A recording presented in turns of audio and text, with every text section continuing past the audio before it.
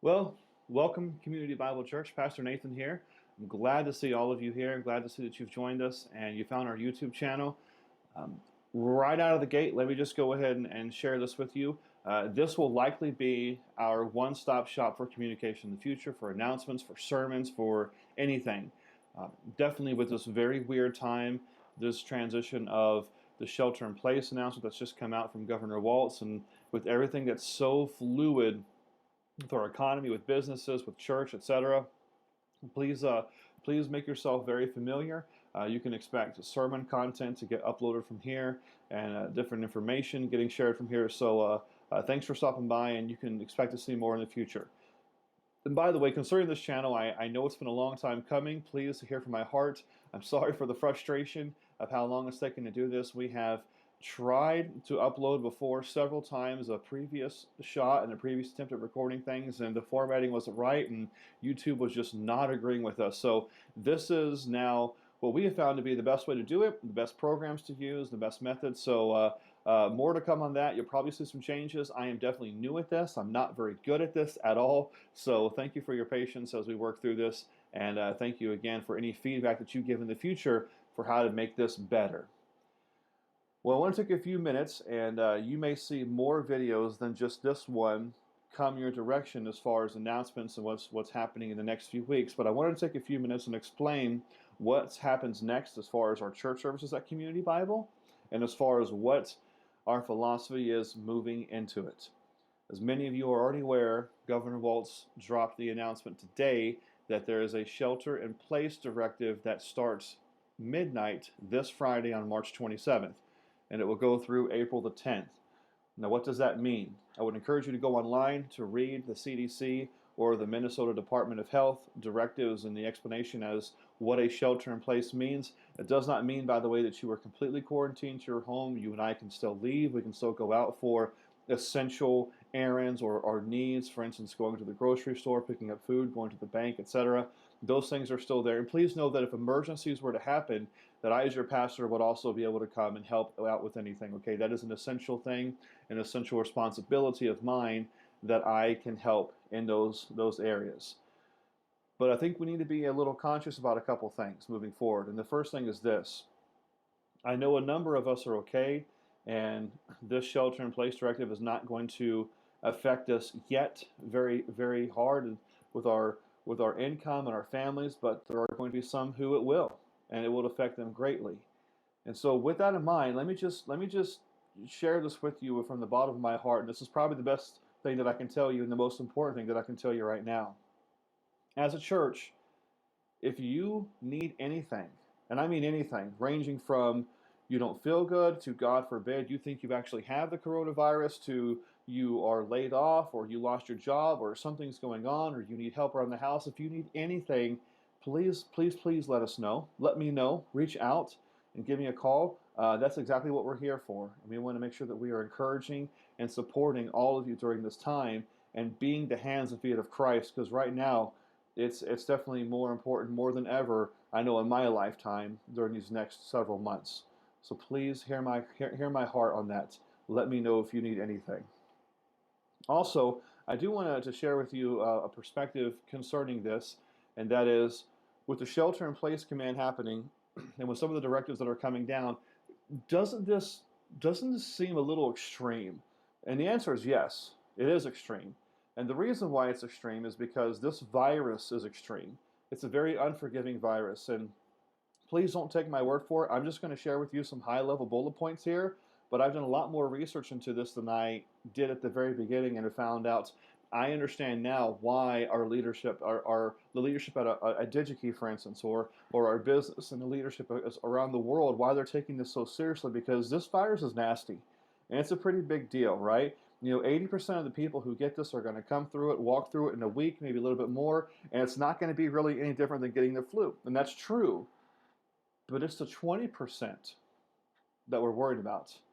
And if 20% of our nation's population is affected by this virus in an adverse or an extreme way, where they're hospitalized, and our hospital systems are completely unprepared for that.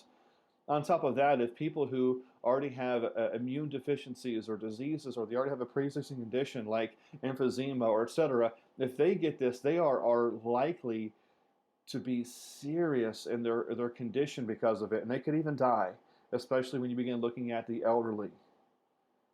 And we don't want to take that risk, right? It's not fair, and it's not right to, number one, flood our hospital systems and spike the curve of cases, but number two, of endangering the lives of those around us who may be a little bit more vulnerable to this. And there is very much the possibility, and I'm sure now, especially in New York, where this has been an epicenter in recent days, where people are in critical condition, if not possibly dying inadvertently because hospitals don't have the resources to get to them. And that's a very real threat that we take during this time.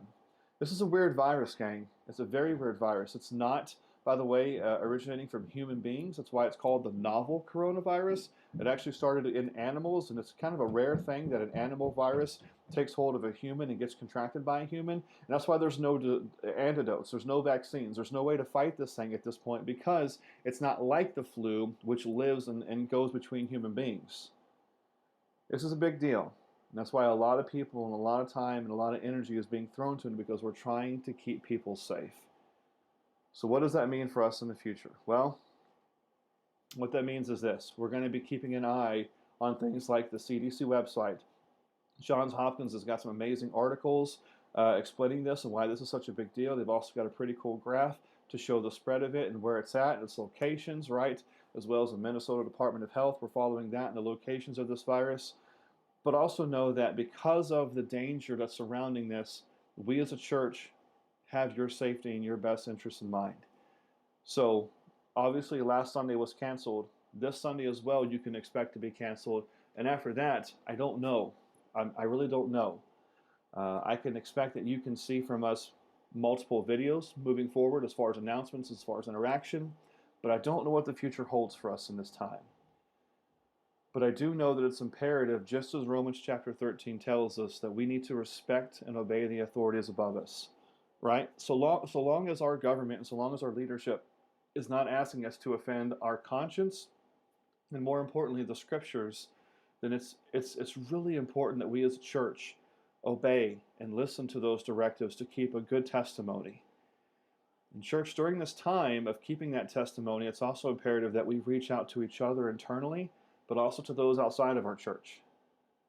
Please take that to heart, and please understand that I as your pastor and we as your leadership team, we expect ourselves to do that, but we also expect you. We need to make sure that we are loving and caring and reaching out, because this is going to be a very stretching time for a lot of people. Being in a shelter-in-place ordinance means that for over 2 weeks, we're not really supposed to go out and do things like we normally do as far as social interaction. And that's going to isolate a lot of people. And that's going to create a lot of loneliness. It's going to create needs. It's going to create opportunities to reach out and to be the hands and feet of Christ. So please keep your eyes and your ears open. And if you know something, or if you know of somebody who could use some help, would you let me know? Let our leadership team know, right? Reach out to us and get a hold of Terry, for instance, or Kim. Talk to us and let us know what we can do to help those who might be in need. And let's view this as a time to be indeed the salt and the light of the earth. But I want to also share with you this really important thought as we begin to wrap this up. When I talk about taking this seriously, that's not the same thing as fear. Absolutely not. I am not saying be afraid of this, right? I am very much aware that the scripture tells us that God does not and has not given us the spirit of fear, but he's given us the spirit of power and ability and of love and of a sound, clear mind and right thinking. I'm not afraid of the virus, and you shouldn't be either. None of us as Christians should be, because our hands are tied when it comes to us thinking that we have control over our lives, because we don't. We're in his hands. We're in God's hands. Our times, our lives are in his hands. And the worst thing that could happen to us is we die and we go to heaven. And that's a pretty good transaction, right? So I'm not afraid of this virus. My family is not afraid of this virus. But what I am afraid of is missing an opportunity to be the kind of Christians that God expects us to be during these times. So let me encourage you to think this through. Let me encourage you to remember that yeah, God expects us to trust Him, but we also slow down whenever we see a deer, right? And what I mean by that is we trust God, but we're also going to be careful and make sure that we don't unnecessarily expose each other or any of you to this disease. Please hear me again, though, church. If God forbid any of you contract this disease, you have to let me know. I'm not going to spread your business. I'm not here to spread it all over town and embarrass you. That's not what I mean. I will keep it a secret. I will keep it quiet if you want me to. I just want to make sure that you're taken care of, that you have whatever support you need to get through this time. So let's be careful. Let's be cautious. Let's keep on listening. Let's keep on watching this channel. Keep looking for announcements. The leadership team and myself will be in communication to know and understand the best steps forward for these upcoming weeks. Just know that also, especially with April right around the corner here, I know Easter is kind of up in the air. I don't know what to expect on that one. We're gonna play it by ear. You probably can expect us to do something digitally again because these kind of measures are still going to be in place and it's going to be a pretty sensitive time. So let's be flexible. Let's be people with light and eyes lifted forward and great attitudes because that's what God expects us to do during the hard times and to be agents of stability during this. Church, I love you. I'm praying for you. Please pray for us as leaders. We need your help. We need your support. And we need your guidance on all of this. What you can expect next are some more videos upcoming with our sermon and a background and quick review as far as church unity. And then we're going to start diving into our next steps and the next nuggets of that sermon series. And you'll probably see some short videos, maybe 10, 15 minutes max come up. And we'll kind of chunk those together as we continue to upload our sermons and our lessons online. So I miss you guys. I can't tell you how much I'm looking forward to seeing all of us together again and kind of getting past the situation. But until then, let's keep our heads high, keep our faith strong, keep our eyes on Him. He knows what's going on, and He'll carry us through. Talk to you soon. Bye-bye.